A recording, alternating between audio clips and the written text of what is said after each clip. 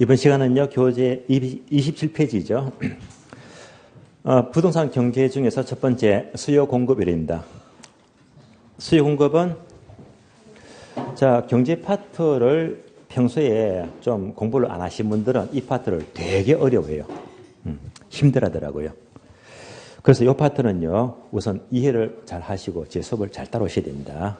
우선 교재 보기 전에요.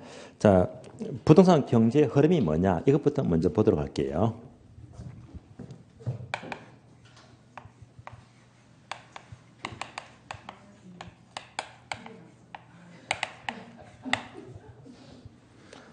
일반 경제학이건 부동산 경제건 흐름은 거의 같아요. 그러니까 모든 경제는 가장 첫 출발이 수요와 공급에서 출발이 돼요. 그러면 수요 공급은 쉽게 말하면요, 물건을 산다, 사는 것이 수요한다가 되고요. 반대로 판다, 파는 것이 공급입니다. 사고 판다, 수요와 공급입니다. 그러면 왜 수요와 공급을 공부하는지를 알아야 됩니다. 수요와 공급을 통해서 바로 가격이 결정이 됩니다. 가격. 예를 들면 여기 길동 가까운데 재래시장이 있죠. 시장 가면 맨날 보잖아요. 여러분이 시장 가서 콩나물, 시금치, 채소를 사잖아요. 수요자. 또 이 파는 사람은 뭐가 돼요? 공급자가 돼요. 그럼 사고 파는데 시금치가 3,000원이다. 좀 많이 주세요. 좀 깎아주세요 하잖아요. 서로 밀고 당기고 하잖아요. 그러니까 그렇게 사고 팔면서 뭐지? 3,000원, 5,000원 가격이 결정됩니다. 그래서 수요와 공급에 의해서 가격이 결정이 됩니다. 가격. 이어서 가격이 결정된 장소가 어디서? 시장이었어요. 시장은 가격이 결정되는 장소를 말해요. 가격 결정 기구를 말합니다. 그러면 이 지역에 가까운 데 시장이 있잖아요. 서울에는 시장이 수십 개가 넘잖아요. 엄청 많잖아요. 전국은 엄청납니다. 그러니까 시장을 하나로 보지 말고 전국적으로 보자. 거시적으로. 그러면 하나의 경기 변동입니다.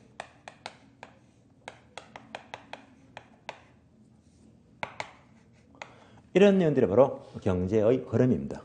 수요와 공급에서 가격은 결정이 되고 어디서? 시장에서. 크게 보면 경기 변동입니다.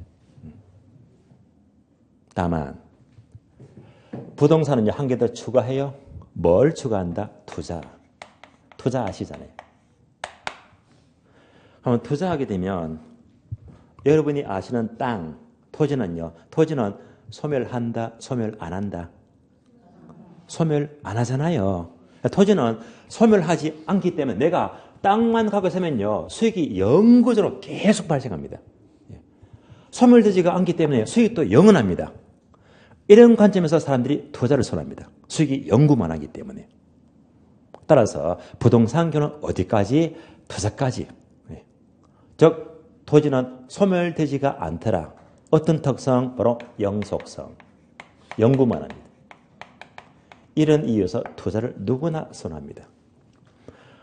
따라서 부동산 경제 흐름하게 되면 주로 이 5개 파트입니다. 그래서 수요 공급, 가격 이론, 시장 이론, 경기 변동 이론, 투자 이론 5가지입니다.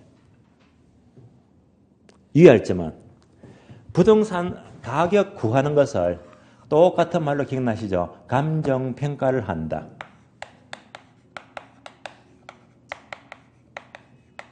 얘는 따로 제3편에서 따로 공부해요. 그래서 부동산 가격 이론 이꼴 감정평가 이론 해서 얘는요, 여기서 따로 공부하니까요. 따로 하니까 별개로 하고요. 간편에서 따로 봅니다. 그러면 이제 수요 공급, 시장, 경기 변동, 투자 요 4가지를 집중적으로 보는 겁니다. 참고로 28회 올해 시험에는 수요 공급에서 5문제가 나왔습니다. 시장에서 한 문제 나왔죠. 경기 변동 안 나왔어요. 그러니까 내년에 꼭 나옵니다. 얘는 안 나왔고요. 투자에서 무려 8문제가 나왔다. 별도로 제3편 간평에서 몇 문제? 7문제가 나왔고요. 여기서 핵심 단원 중요하죠? 중요하지? 벌써 3개가 나오잖아요. 그럼 다시 분명히 지난주 수업하면서 얘가 핵심 단원이다. 별표 등 기억나시죠? 별표. 또 투자도 중요합니다. 별표 했잖아요. 간평은 별도로 보고요. 3편이기 때문에. 결론 수요 공급하고 투자만 합쳐서 원래 몇 문제 나왔지? 13문제. 무슨 말입니까? 수요 공급, 투자 매년마다 무조건 10문제 이상 나와요. 10문제. 그만큼 중요합니다. 아주 중요합니다.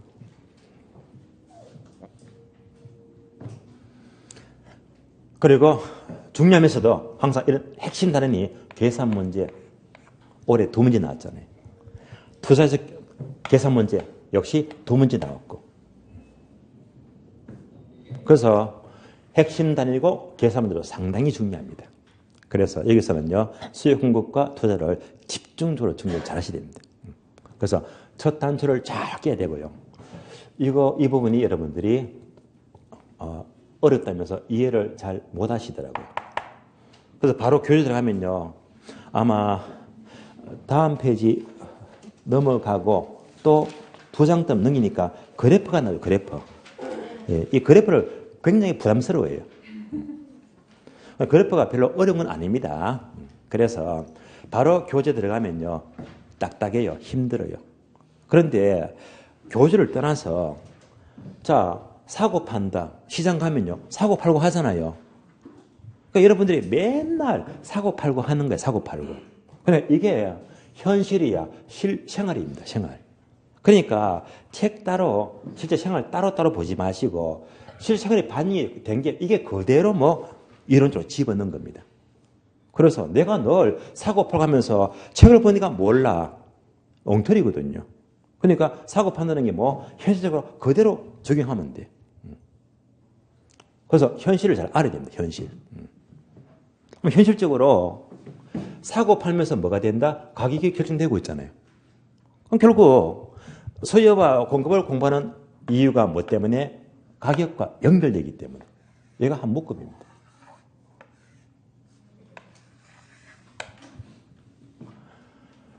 부동산에서 수요 확인이면 가장 중요한 게 인구수. 인구가 증가한다. 다른 말로 수요가 증가한다. 뭔지 아시겠죠? 인구가 감소한다. 수요가 감소한다. 해서 가장 중요한 게 인구입니다. 인구. 그래서 이제 수요가 되면요, 바로 인구를 넣어도 문제가 없기 말입니다. 그러면 연습해 볼까요? 강남이 있어요. 인구가 많다, 적다? 많잖아요. 다른 말로 수요가 증가합니다. 다른 말로 인구가 증가한다. 인구가 많잖아요. 그러니까 땅값 올라요, 내려요? 오른다. 가격 오르잖아요. 이거 다 아는 거 아니에요? 그러니까 인구가 증가하면, 수요가 증가하면 가격 오른다, 내린다? 오른다. 끝. 따라서 인구가 증가하니까, 수요가 증가하니까 가격 상승 오른다 이 말입니다. 다 아는 거잖아요. 다 알면서도 책 보면 또 몰라 이거를요. 예. 맨날 하는 책 보면 몰라요. 웃기잖아요. 예. 강남은요, 땅이 많아요, 적어요? 적어. 땅이 모자라니까 강남 대신에 대체개발, 분당 있고 판교 개발되고 있잖아요. 강남은 땅이 절대 부족해요. 얘가 바로 공급. 그래서 강남의 땅은 공급이 흔해서 넘친다, 절대 부족하다. 강남 땅이 절대 부족하니까 강남 땅값 얼마나 비쌉니까? 다 아는 거잖아요. 그래서 왜 가격이 상승 올라갑니까? 인구가 증가하면 가격 올라갑니다. 공급이 절대 부족하다. 그러면 가격 올라갑니다. 이게 현실입니다. 그걸 다 알고 있잖아요. 입문 과정에서 이건 다 알면서 5월, 6월 돼가지고 6개월 뒤에, 8개월 뒤에요. 그때 공부합니다. 책에서 이거 나면 이 문장을 못 풀어요. 못 풀어요. 기가 막힙니다. 아시겠어요?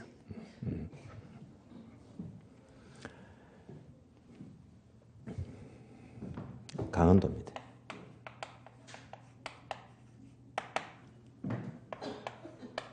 요즘은 강원도가 많이 좋아졌어요. 특히 평창 올림픽 때문에 그 지역이 교통도 좋아지고요. 교통이 좋아지면서 또 뭐지? 인구가 증가하잖아요. 예. 이제 강원도도 이제 이렇게 되고 있습니다. 예. 인구가 자꾸 늘어나잖아요. 강원도의 원주 유명하죠. 기업도시. 예. 기업도시. 땅값 엄청 올라가잖아요. 춘천 봐요. 도로가 딱 뚫렸잖아요. 강릉 봐요. 서울, 강릉까지 KTX 딱 연결돼가지고요. 1시간 50분면 쫙 가잖아요. 그러니까 이제 강원도도 강릉, 평창, 원주, 춘천 교통 너무 좋아요. 재료가 많습니다. 그런 것들은 뺄게요. 빼고 이제 강원도의 아주 골짜기, 외진 곳입니다.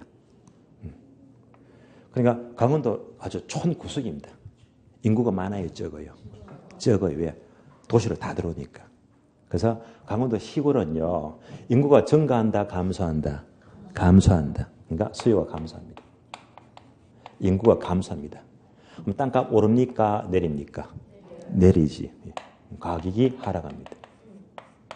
또 알잖아요. 그래서 인구가 감소하는 지역, 수요가 감소하면 당연히 이것만큼 가격은 내린다 이 말입니다. 또 강원도 시골 촌에는요. 인구가 감소합니다. 땅은 많아요. 적어요. 널린 게 땅이야. 공급이 넘쳐요. 그냥. 그러니까 공급이 넘치고 넘쳐. 땅이 얼마나 많습니까? 공급이 훤히 빠졌잖아요. 이 공급이 증가하면요. 가격이 오른다 내린다? 내린다 이 말입니다. 내린다. 답이 나왔네요. 수요와 공급에 의해서 가격이 오른다 내린다 결정이 된다 이 말입니다. 다 아는 겁니다. 반복합니다. 인구가 증가하면 가격은 상승합니다. 공급이 절대 부족하면요. 감소가 되면 가격은 올라가게 되었습니다. 다시 인구가 감소하는 지역이다. 수요가 감소하면 가격은 하락합니다. 공급이 넘친다. 공급이 증가하면 그만큼 가격은 내려갑니다.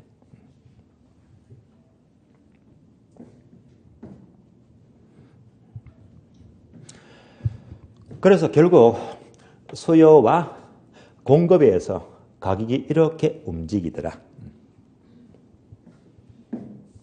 이게 가장 기본입니다. 아시겠죠? 수요와 공급에 의해서 가격이 상승, 하락, 내려가더라. 저는 강남과 강원도만 비교했습니다. 여러분들 맨날 뉴스는 보시잖아요. 아직 시간이 많으시니까. 뉴스 보니까 어제 포항에서 지진이 났잖아요.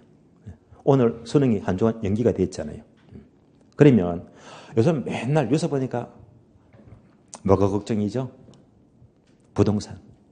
정권이 바뀌었잖아요. 바뀌면서 규제를 완화합니까? 규제를 합니까? 규제 일변도입니다. 자꾸 규제해요. DTI, LTV가 모자라서 신 DTI, DSR이다. 자꾸 대출 규제합니다. 규제해요. 엄청 규제합니다. 자, 그러면 정부가 규제한다. 그래서 규제하면요. 수요 증가 감소. 규제하면 수요 증가 감소. 규제하면 수요 감소입니다. 규제하니까 수요가 감소되니까 가격은 내려갑니다. 금리가 올라가요. 내려가요. 미국발 기준금리가 자꾸 올라가니까 우리도 금리 올려야 됩니다. 미국에서 금리가 올라가는데 우리가 금리 안 올리면요. 우리나라 달러, 돈들이 미국으로 쫙 다 빠져나갑니다. 재미가 없잖아요. 그러니까 필연적으로 따라가야 됩니다. 그래서 지금 계속 이제 한국은행에서 기준금리 올리고 있잖아요. 금리 자꾸 올라갑니다. 금리가 상승, 올라가면요. 수요가 증가한다, 감소한다? 감소하지. 그러니까 금리가 올라가니까 수요가 감소합니다. 그러니까 뭐 가격은 내려간다 이 말입니다. 내려갑니다. 그래서 맨날 뉴스 보는 게 금리 상승, 수요 감소. 대출 규제가 심하다, 수요 감소. 그러니까 가격은 하락합니다. 이게 앞으로 5년이에요. 5년. 현 정부는요. 규제 일변도잖아요. 그럼 이제 필연적으로 지금 흐름은요. 수요 감소 이런 정책이 많대 말입니다. 정책이 많대. 특히 다 주택들을 잡으려고 세금도 올리잖아요. 세금도. 그렇잖아요. 세금도 양도세 올리고 있잖아요. 올리면 수요가 감소하겠지. 전부 다 이거 전부. 그러니까 일반적으로 지금 정책을 하면요. 지금은 가격이 계속 내릴 수밖에 없어. 지금 내가 파는 아파트 가격 오른다. 꿈도 꾸지 마세요. 흐름이 전부 다 이건데요. 그러니까 지금 그러면요. 계속 아파트 값이 계속 내려가야 돼. 이런 분위기입니다. 물론 예배가 있지. 세종시. 그 동네는요. 자꾸 인구가 늘어납니다. 인구가. 처음에 3만에서 5만에서 지금 20만 명 넘어가잖아요. 50만 이상도 있잖아요. 자꾸 인구가 늘어나지. 인구는 절대 땅은 부족하지. 그래서 특정 지역은요. 여전히 이런 동네가 있긴 있어요. 정책이 안 먹힙니다. 안 먹혀요. 평택 봐요. 평택. 계속 현 정부, 과거 정부 계속 재료가 너무너무 많아. 너무 많아. 계속 올라가잖아요. 뭐 때문에? 이것 때문에. 지금 정책은요. 규제 일변도입니다. 일변도이기 때문에 일단 가격 내려가거나 또는 잘 나가면 보합이다 해서 여기서 내려가더라. 이 흐름이지. 지금은 이 분위기가 아니란 말입니다. 지금은 이런 수요 공급 논리에서 특히 정책이 크대 말입니다. 그렇기 때문에 가격 움직이면 충분히 예상이 된단 말입니다. 예상이.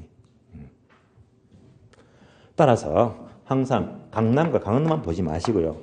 정책을 봐도 뭘 보더라도 항상 이럴 때 가격은 상승하고 정반대로 이럴 때는 가격이 내려가더라. 얘가 바로 기본적인 논리, 피할 수가 없습니다. 결론.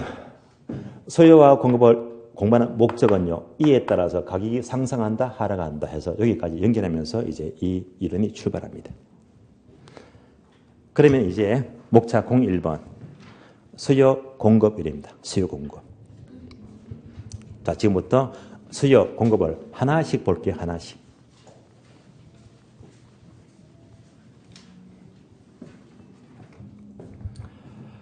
첫 번째 수요. 수요는요. 영어로 demand라고 불러요.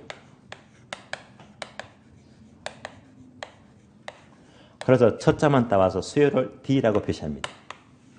수요는 D가 되고요. 사는 것이다. 공급은요. 영어로 supply가 돼요.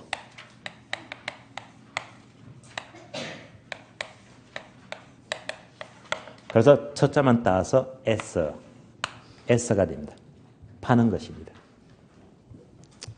그래서 수요 따로 보지 말고 공급 따로 보지 말자. 사고 판다. 상대적 개념이니까 그래서 같이 묶어서 보는 게 가장 더 체계를 잡기가 좋아요. 그러면 우리 교재는 바로 1번 수요 의부터 나오는데 의 보면 또 따로 힘들어요. 그러니까 항상 사고 판단 원리는요. 자꾸 책만 따라가지 마시고 우리 현실. 왜? 지금 맨날 사고 팔고 하는 거 늘 보고 있으니까. 현실 그대로 보세요. 현실 그대로. 그러면 여러분들 시장 갑니다. 콩나물을 사요. 마트 갑니다. 콜라 사 마신다. 그러면 가장 먼저 마트 갔다. 시장 갔다. 뭐부터 먼저 봅니까? 가격 보죠. 그죠? 커피가 많잖아. 1,000원짜리 1,500원, 2,000원, 2,500원 많잖아요. 가격 보고 사요. 가격 보고. 항상 가격부터 출발합니다. 가격부터.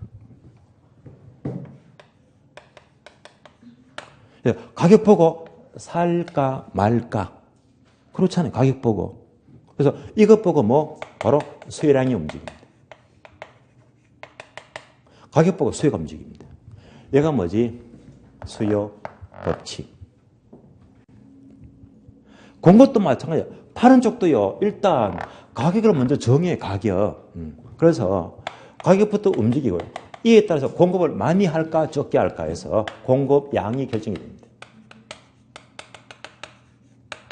항상 가격부터 먼저 정해지고 이에 따라서 수량이 이렇게 결정이 됩니다. 그래서 수요 법칙, 공급법 먼저 가격부터 먼저 결정이 됩니다.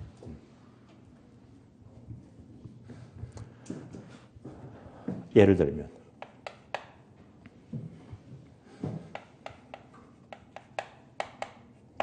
택시입니다. 자, 서울의 택시 기본 요금 가격 기본 요금 얼마입니까? 기본 요금 3,000원이죠. 서울은 3,000원인데요. 부산, 대구, 대전, 지방은요 다 2,800원이에요. 3,000원이다. 그러니까 여러분 택시 탈 때 뭐 생각합니까? 택시 가격 이거 먼저 생각하지. 이거 보고 부담되면 안 타고 부담 안 되면 타는 거잖아요. 항상 이것부터 보고 수요한다. 택시를 탄대 말입니다. 그런데 지난달이던가요. 서울도 택시요금 올린다고 의견 수렴하고 있죠. 제1화는요. 기본요금 8,000원 하자. 말도 안 되고 그죠? 예. 예. 도둑이 따로 없지 그지? 제2화는 5,000원 하자. 안이 있더라고요. 아마 내년 중에 올라갈 겁니다. 예. 얼마인지 모르지만은요. 만약 지금은 3,000원인데 이제 택시 요금이 얼마? 기본요금 5,000원 잡을게요. 인상이 돼요. 앞으로 올라갈 거래. 그러면 3,000원일 때 택시를 내가 늘 한 달에 10번은 탔는데요. 택시비가 5,000원 올라가면요. 많이 탄다, 적게 탄다? 적게 타겠지. 이렇게 올라버리면 부담이 돼요. 10번 탈 거 5번밖에 안 탄대 말입니다. 그러면 가격이 오르면요. 택시를 많이 타, 적게 타? 적게 탄다. 수요가 감소합니다. 얘가 수요 법칙입니다. 그래서 가격이 상승하면 그만큼 뭐 적게 산다. 얘가 수요 법칙. 수요 법칙입니다.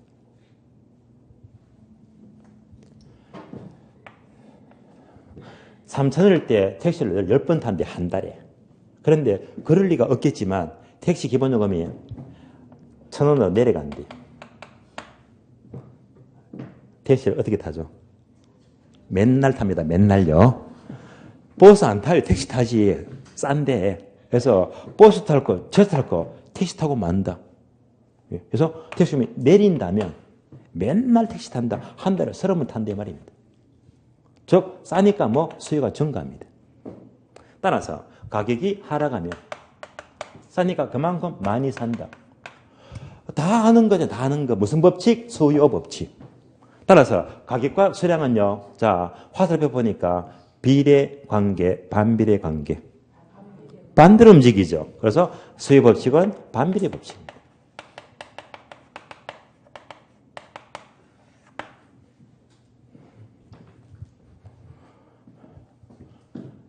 늘 생활하면서 다 알면서 책 보면 몰라. 책 보면 몰라요. 다 알면서. 웃깁니다. 아시겠어요?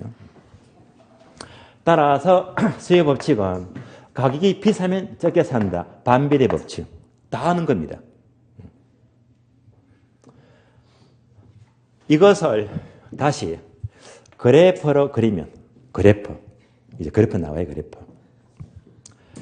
반비례 관계는 무조건 그래프는요. 우하향 모양이다. 우하향. 그래프 봅니다. 세로축은 가격. 프라이스 P가 되고 수량은요. 가로축입니다. 수량은 영어로 Q가 되죠. 퀀티티 Q가 됩니다. 그래서 가격과 수량의 관계에서 항상 반비례 법칙은 무조건 이렇게 우하향 모양이다. 그래서 수요 곡선은요. 반비례 법칙이니까 우하향 모양이 수요 곡선입니다. 그래서 앞으로 그래프 보시다가 오른쪽에서 내려가더라. 얘가 뭐죠? 우하향. 우하향입니다. 이런 그래프는 무조건 바로 반비례 법칙을 말해요. 반비례 법칙. 그러면 다시 요금 집어넣을게요. 내가 택시 가격 기본 요금 3,000원일 때 10번 택시 탄다고 했잖아요. 그럼 집어넣어요. 여기다. 택시 요금이 3,000원 할 때 수량 몇 번 탄다? 10번 탄다 이 말입니다. 3,000원 때 10번 탄다 이 말입니다. 택시비가 5,000원 올라갑니다. 그러면 적게 탄다고 했죠. 택시 요금이 이렇게 5,000원 올라간대요. 올라가니까 10번 탈 거 5번밖에 안 탄다 이 말입니다. 따라서 가격이 오르면요 그만큼 적게 산다 해서 이렇게 움직인다는 말입니다. 다시 택시비가 그럴 리가 없겠지만 기본 요금 1,000원이래. 맨날 탑니다. 그래서 요금이 3,000원에서 1,000원 이렇게 내려간다면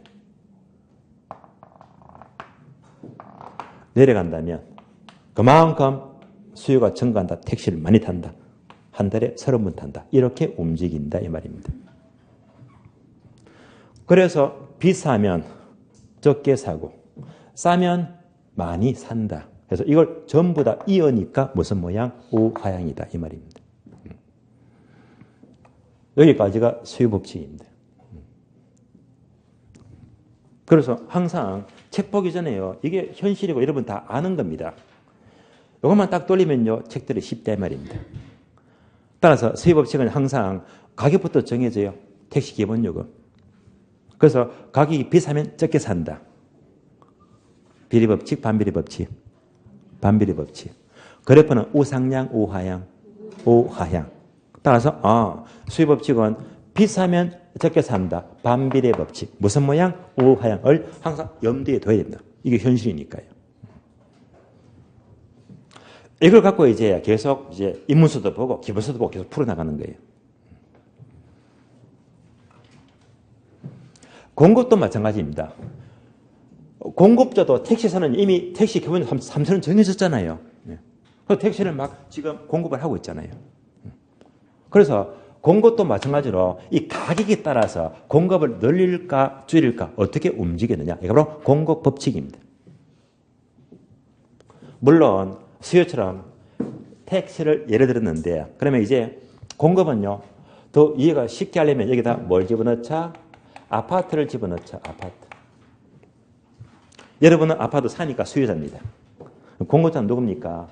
아파트 만드는 건설회사.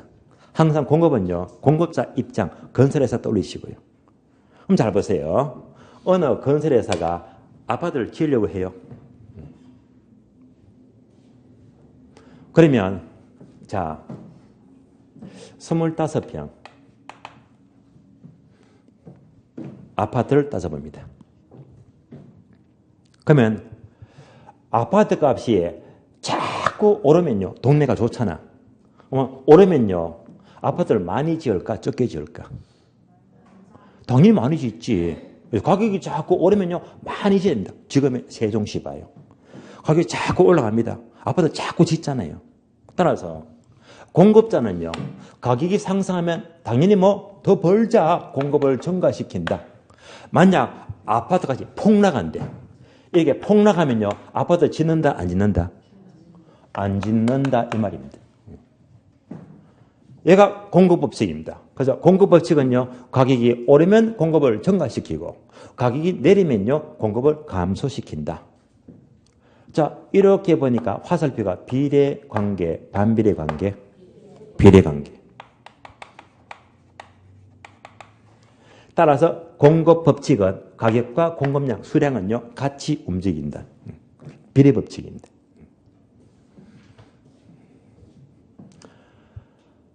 그러면 비례법칙은요. 그래프가 어떻게 움직이느냐. 가격 P가 돼요. 세로축. 수량 Q가 됩니다. 공급량 수량입니다. 자, 그러면 무조건 비례법칙은 이렇게 움직입니다. 얘가 공급 곡선입니다. 오른쪽에서 올라가니까 바로 우상향 모양입니다. 앞으로 그래프가 우상향 모양만 나온다면 무조건 비례관계, 반비례관계. 비례관계. 그럼 이제 넣어볼까요?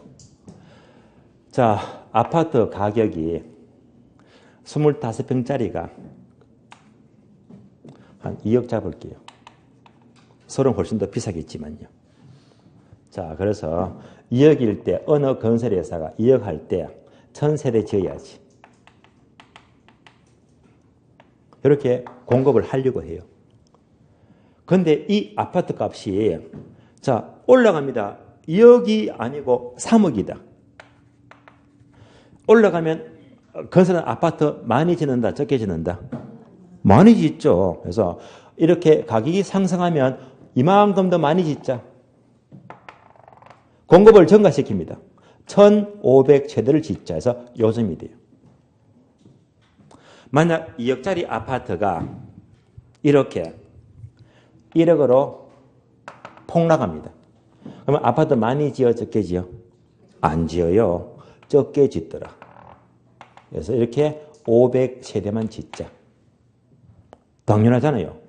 가격이 오르면 공급을 증가시키고 가격이 하락하면 공급을 감소시킨다. 그래서 이걸 전부 다 이으니까 무슨 모양? 우상향, 우상향. 얘가 공급 법칙입니다. 그래서 항상 수요 공급은요. 지금 수요 공급은 이게 현실이에요. 현실. 그래서 이걸 늘 염두에 두면서 기본소를 따라봐야 됩니다. 다시 한 번 더 확인합니다. 사고 판다가 수요와 공급인데요. 수요 법칙은 항상 가격과 수량인데요. 가격이 비싸면 적게 산다. 무슨 관계? 반비례 관계. 그래프는 우상향, 우하향, 우하향. 파는 쪽이다. 공급은요. 가격이 오르니까 공급을 증가시킨다. 비례관계, 반비례관계, 비례관계. 그래프는요. 우상향, 우하향, 우상향. 얘를 늘 염두에 두세요. 여기서부터 출발합니다. 자, 이제 수요공급이 대충 이제 감이 잡힐 겁니다. 우리가 수요와 공급을 결정하는 이유는요. 이에 따라서 가격이 상승, 하락 달라지니까. 하나씩 본다면 수요 법칙은 반비례 법칙이다. 우하향. 공급 법칙은 비례 법칙이다. 우상향이다. 요 전제에서 교재 이제부터 봅니다. 27페이지입니다. 1번 수요의 의의부터 볼까요? 첫 줄 수요 디맨드란 밑줄 아세요? 경제 주체가 일정 기간 동안에 상품을 구입하고자 하는 욕구 밑줄. 자, 지금부터 의의 봅니다.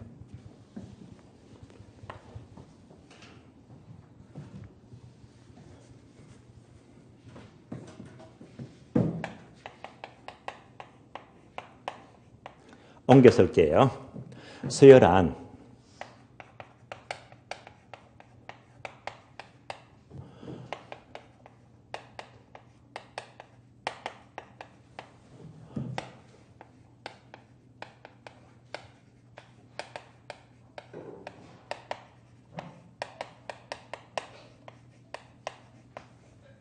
일정 기간 상품을 구매하고자 하는 욕구를 말합니다.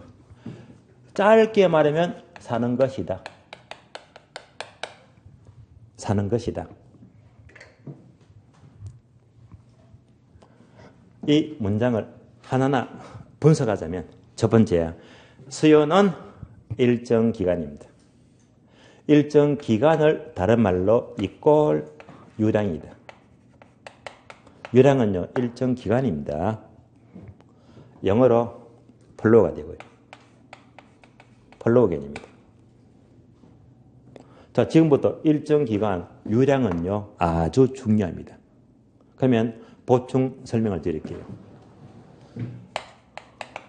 유량 나왔죠? 영어로 플로우 개념이 되고요.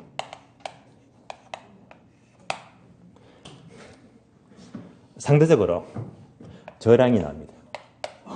저량은 영어로 스톡 개념입니다. 그러면 유량은 뭐냐? 일정 기간입니다.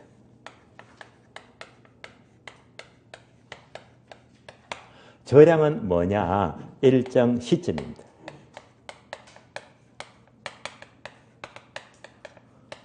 따라서 기간을 가리키면 유량이 되고요. 시점을 가리키면 저량이 됩니다.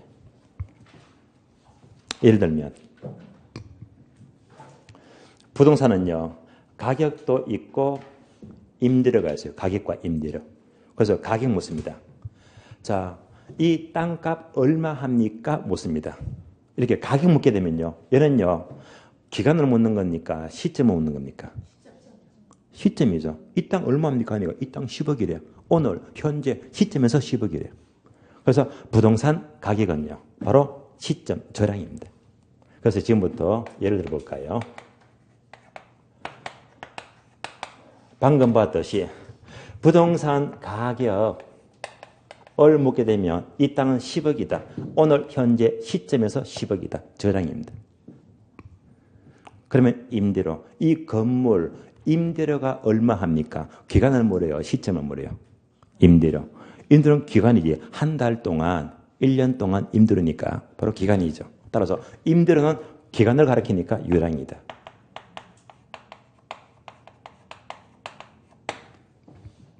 그래서 단어마다 시점을 가리키면 저량, 기간을 가리키면 유량이다 라고 보시면 돼요. 자, 계속 연습합니다. 기간과 시점입니다. 어느 회사의 단기 순이익이다. 많이 들어보셨죠? 단기 순이익은 시점이다. 기간이다. 단기 순이익은 당의 기간 동안의 순이익입니다. 뭐? 유량.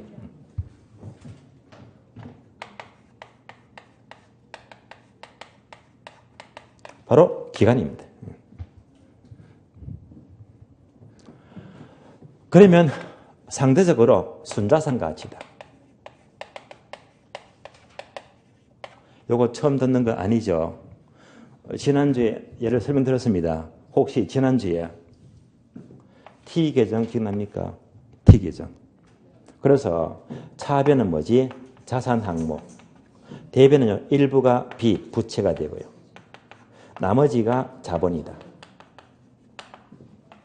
그래서 어느 회사에 자산이 총 100억인데 부채가 40억이면 자본이 얼마? 60억. 이때요 자본이 뭐라고 했다? 손자산 가치. 그래서 우리 시험은 이 단어가 안 나오고 얘가 나온다 이 말입니다. 그러면 얘가 바로 대차 대조표가 되고요. 재무제표가 되고요. 이때는요 2017년 1월 1일 날짜가 나와요. 그래서 어느 회사가 1월 1일 현재 시점에서 자산이 100억, 부채가 40억, 자본이 60억입니다. 뭐? 시점. 그래서 저량계입니다.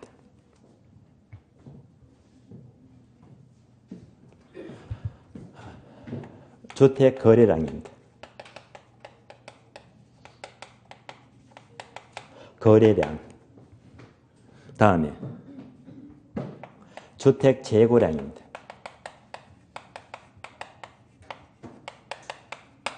거래량과 재고량입니다. 예를 들면 도시형 주택을 지었습니다. 총 몇 세대? 100세대. 누가 팝니까? 중개사가요. 그래서 자 중개사가 도시주택을 열심히 팔아서 11월 1일부터 30일까지 한 달 동안에 100세대 중에서 70세대를 매매 또는 임대를 했어요. 얘가 바로 70세대를 거래했잖아요. 거래. 얘가 바로 거래량이다. 그러면 유량이다. 저량이다. 한 달 동안 뭐지? 유량. 기간이잖아요. 그래서 11월 한 달 동안에 70세대를 거래했는데 거래량. 근데 이렇게 거래하고 보니까 이때 월말에 말일날 이때 요거 파니까 재고가 몇 채 남았다. 30세대 남았죠. 얘가 뭐 재고량입니다. 재고량은 기간이다. 시점이다. 시점. 그래서 거래량은 기간을 가리키고요. 말일날 자 재고량은 말일날 시점에서 30채가 재고가 남았다 이 말입니다. 그래서 거래량과 재고량 출처가 잘 됩니다. 자 계속 연습합니다. 기간이 뭔지, 시점이 뭔지, 유량이 뭔지, 저량이 뭔지 이런 용어들은요 암기를 떠나서 여러분이 한 번 들으면 이해할 수 있잖아요. 그래서 암기할 수 있는 게 있고 이해할 수 있는 게 있거든요. 그래서 유량과 저량은요, 단어가 워낙 많으니까 단어 보고 이해를 하는 게 좋아요. 기간인지 시점인지.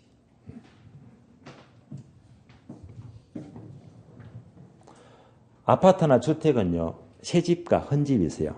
새집은요, 신규 주택이고 헌집은 기존 주택입니다. 그러면 새집을 짓자. 자, 그러면 신규 주택이죠. 새 아파트를 짓는데 하루 걸린다? 2년 걸린다? 2년 걸리지. 그러면 유량입니까? 저량입니까? 유량. 그러니까 바로 얘가 신규 주택 공급입니다. 그러니까 새 집을 짓는 데는 1년, 2년 걸리잖아요. 뭐? 기간, 유량입니다. 그럼 이제 헌집, 중고주택입니다. 기준주택은요, 내가 내일 팔면 돼. 언제? 내일 시점에서요. 아니면 한 달 뒤에 팔면 돼. 언제? 특정 시점에서요. 그래서 기존주택 공급입니다.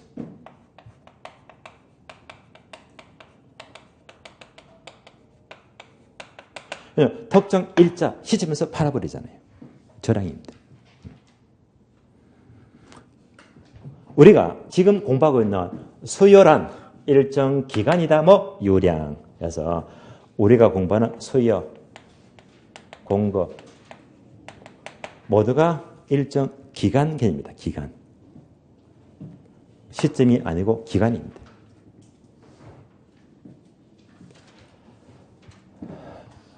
뉴스 보면요, 나오죠. 오늘 현재 우리나라 인구수가 5천 몇만 명이다. 뭐죠? 인구수. 오늘 현재 시점입니다.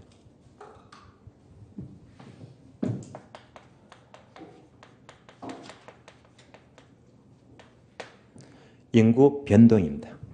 인구 변동은요, 올해 1년 동안에 작년 대비 인구가 50만 명 증가했다. 뭐 1년 동안에.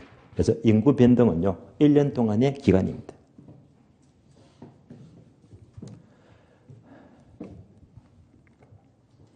그러면 자, 투자는요, 유량입니까? 저량입니까? 오늘 투자자 땅 샀잖아. 언제 팝니까? 1년 뒤에, 5년 뒤에, 10년 뒤에, 아니면 내일 죽고 상속하겠지. 뭐? 기간. 그러면 뭐가 된다? 유량. 이런 사람 봐서요. 오늘 아침에 땅을 사가지고 1억 주고요. 등기해가지고 5에 팔고 또 매매 또 등기하더라. 아침에 사고 저녁에 판다. 봤어요? 없습니다. 그죠? 왜 가능합니까? 그러니까 투자는요, 항상 일정 기간 투자하는 것이지, 오늘 한 시점에서 땅 사고 팔고 못합니다. 아시겠어요? 따라서 유량이다. 소비를 한다. 생산을 한다. 이것도 모두가 일정 기간입니다. 뉴스 보시면요. 뉴스 보시면 수출, 수입 있죠. 주로 이제 뉴스가 분기마다 하면서 나와요. 분기마다. 뭐? 기간. 안 쓸게요. 하도 많으니까. GNP, 국민 총생산 있죠. 단위가 뭐? 1년 단위, 1년 단위. 그래서 이렇게 유량 개념이 많다 이 말입니다. 다음에 저량은요, 시점인데, 예를 들면 국부. 국부가 뭐죠? 국가의 재산입니다. 그러면 국가 재산, 개인의 재산, 자, 1월 초가 되면요, 공직자들, 특히 국회의원들이 가진 재산 공개하잖아요. 그러니까 이것도 뭐지? 내가 가진 재산이 어느 시점에서 아파트 얼마짜리, 자동차 얼마짜리, 주식 얼마, 통장에 예금 얼마 공개하잖아요. 뭐지? 특정 시점에서. 그러니까 개인의 재산이건 국가 재산이건 모두가 시점이다.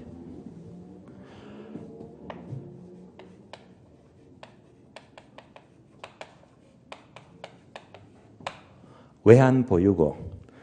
오늘 저녁 뉴스 보니까 현재 우리나라가 외환, 달러 얼마 갖고 있다. 오늘 현재 시점입니다. 저량입니다. 따라서 유량이 어떤 것들이 있는지, 저량이 어떤 것들이 있는지 이런 것들이 시험에 잘 나온다 말입니다. 주로 잘 나오는 형태가요. 이렇게 물어요. 보기 박스를 줘요. 박스 보게 되면 기역, 리연, 디귿, 리얼, 미음, 비읍이다. 그래서 여기다가 이거 집어넣고 이거 집어넣고 이걸 집어넣어요. 해서 단어를 1개, 2개, 3개 집어넣고요. 다음에 자 얘를 넣고 또 얘를 넣고 또 뭐 얘를 넣더라 해서 또 이것을 집어넣어요. 그래서 유랑은 뭐냐 저랑은 뭐냐 찾기 있죠. 이렇게 나온단 말입니다. 따라서 수요하게 되면 일정 기간 유량 개념입니다. 유량. 유량을 설명드렸습니다. 다음에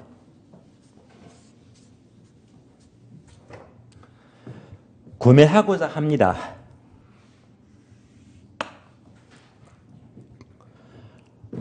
여기까지가 시점이 미래형입니까? 과거형입니까? 살려고 하죠. 뭐? 미래형. 그래서 얘는요. 자, 살려고 하는 것이다. 미래형을 의미하고 이것을 다른 말로 사전적 개념입니다. 살려고 하는 것입니다.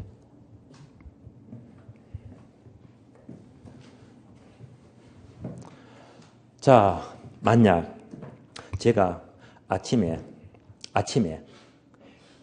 택시를 타고 학원에 왔어요. 아침에 택시를 탔어요. 이건 뭐죠? 택시를 탔다. 과거형이죠. 이는 수요했다가 돼요. 했다. 수요한다는 것은요. 살려고 하는 거야. 바로 내가 내일 아침에 택시를 탈까 말까. 얘가 뭡니까? 택시를 수요할까? 수요한다는 것은요. 바로 살려고 하는 것입니다.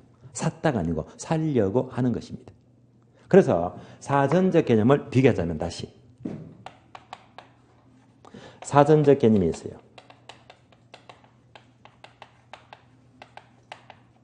사후적 개념이 있습니다. 여기서 사전적 개념은요. 바로 계획된 의도를 말해요. 계획된 의도이다. 그래서 미래형이 돼요.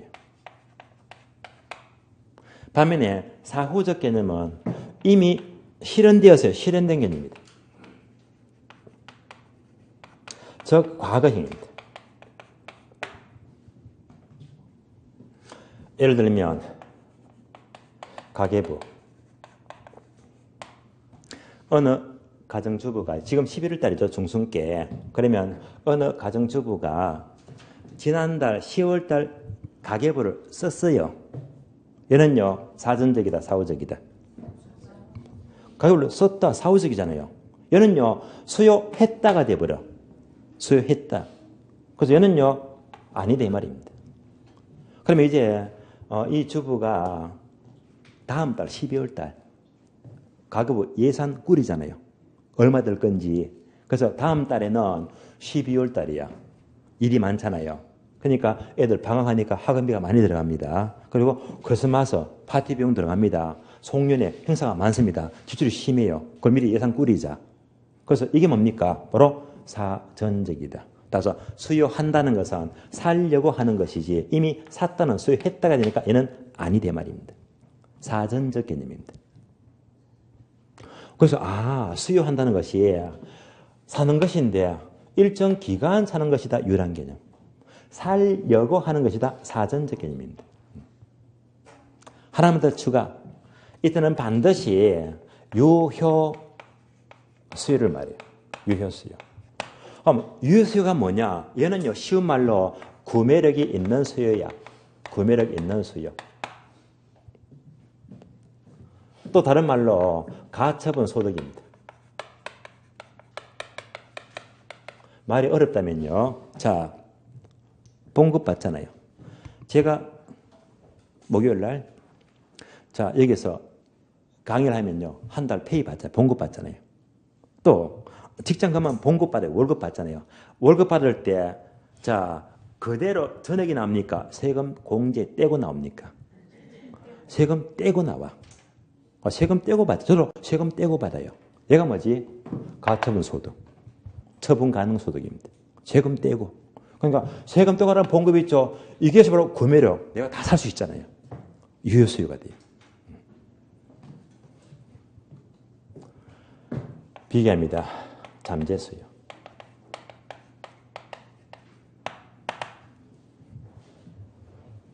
그러면 유효 수요가 되기 위해서는 반드시 살 의사가 있어야 됩니다. 아울러 지불 능력도 있어야 됩니다. 이걸 둘 다 갖추게 되면 비로소 유효 수요가 되고요. 반면에 잠재 수요는 살 의사는 있는데 지불 능력이 부족하다. 이가 잠재 수요가 돼요. 결론, 수요는요 반드시 유효 수요를 의미하지 얘는 아니다 이 말입니다. 아니다. 예를 들어 볼까요? 자, 어느 사람이 통장에 현금 2억 갖고 있습니다. 2억. 그럼 집을 사야지. 그럼 2억 주고 집 살려고 아파트 살려고 하는데 이제 지방하고 강남을 비교합니다. 대전, 부산, 대구 쪽입니다. 지방은요 2억 주고 25평 아파트 살 수가 있어요. 그럼 왜? 한 몇천 모자란다. 융자 받으면 되거든요. 융자 받는 것도 유효수입니다. 사는 거니까. 그러니까 지방 아파트를 얼마든지 조금 남은 거 융자 받고 아파트를 사니까 아파트를 살 의사가 있고 돈도 된다 이 말입니다. 그래서 유효수요가 돼요. 강남에서 2억 주고 25평 아파트 살 수가 있다 없다? 절대 못 사요. 강남은요 8억, 9억, 10억 하잖아요. 10억을 잡아도 여기는 8억이 모자라. 8억을 빌려줍니까? 택도 없어요. 그러니까 얘는요 아니다. 그러니까 강남은 뭐지? 당장 저도요 아파트 사고는 싶어요. 그런데 2억밖에 없으니까 돈이 모자라잖아요. 얘가 뭐지? 잠재 수요. 그래서 얘는요 수요가 아니다 이 말입니다. 그래서 반드시 수요가 되기 위해서는 기간을 명시한다. 유랑이 돼야 되고요. 살려간다. 사전적이다. 반드시 금액이 뒷받침된 유효 수요를 말합니다. 그래서 항상 사는 것인데 엄밀히 말하면 유랑이다, 사전적이다, 유효수요다. 얘가 꼭 나와야 됩니다. 얘가 27페이지 보면 21페이지 보게 되면 동그라미 1번, 2번, 3번이 있죠. 그래서 유랑 개념 빗줄 2번요. 사전적 개념 살려고 합니다. 3번 유효수요 밑줄 단어 전부가 나왔습니다. 요걸 떨어집니다. 자, 수요의 아시겠죠? 이어서 자 수요가 나왔다면 공급까지 봅니다. 공급의까지 볼게요. 항상 수요와 공급은 뭐? 사고 판다. 상대적 개념입니다. 이제 반대로 파는 쪽. 공급의 의는요. 조금 뒷페이지 봐요. 그러면 3장 넘겨주면요.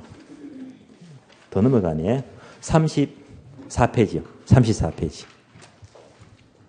34페이지 보시면 공급이 나와요. 1번 공급의 의. 첫 줄 공급 서플라이란 밑줄 아세요. 경제 주체가 일정 기간 동안에 상품을 판매하고자 하는 욕구 밑줄. 자, 옮겨줍니다. 공급의 의입니다.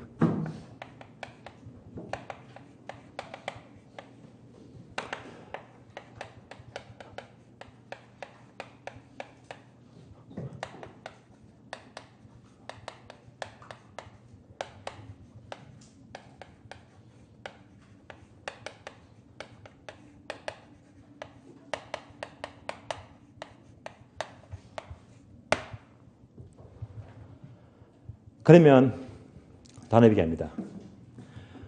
일정 기간 상품을 구매하면 수요가 되고요. 일정 기간 상품을 판매하면 공급이다.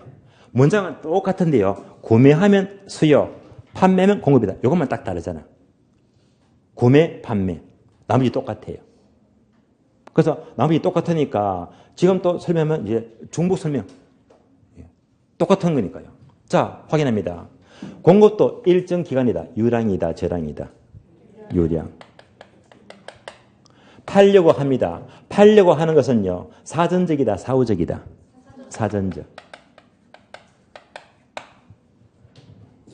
앞에서 유효가 붙어. 유효 수요. 그러면요. 얘는요. 공급을 바꿔주면 돼. 유효 공급입니다. 유효 공급입니다. 유효 수요가 살 의사도 있고 지분이 있다면요. 단어를 바꿔주면 되겠네요. 얘는 어떤 의사? 팔 의사. 어떤 능력? 공급 능력 또는 판매 능력 또는 생산 능력. 이걸 둘 다 갖춘 것이 유효 공급입니다. 그래서 이제 수요와 공급은요. 구매하면 수요, 판매하면 공급이다. 이 단어만 다르지. 나머지는 똑같아. 뭐? 유량이다. 사전적이다. 유효 수요, 유효 공급이다. 흐름이 똑같아 말입니다. 그래서 가능한 수요와 공급은요. 같이 묶어서 비교하는 게 좋다는 말입니다. 자, 이번 시간은요. 수요가 뭔지, 공급이 뭔지 그 법칙을 보았고요. 의의까지 보았습니다. 자, 다음 시간에 더 보도록 하고요. 오늘은 여기서 모두 마치겠습니다. 자, 수고하셨습니다.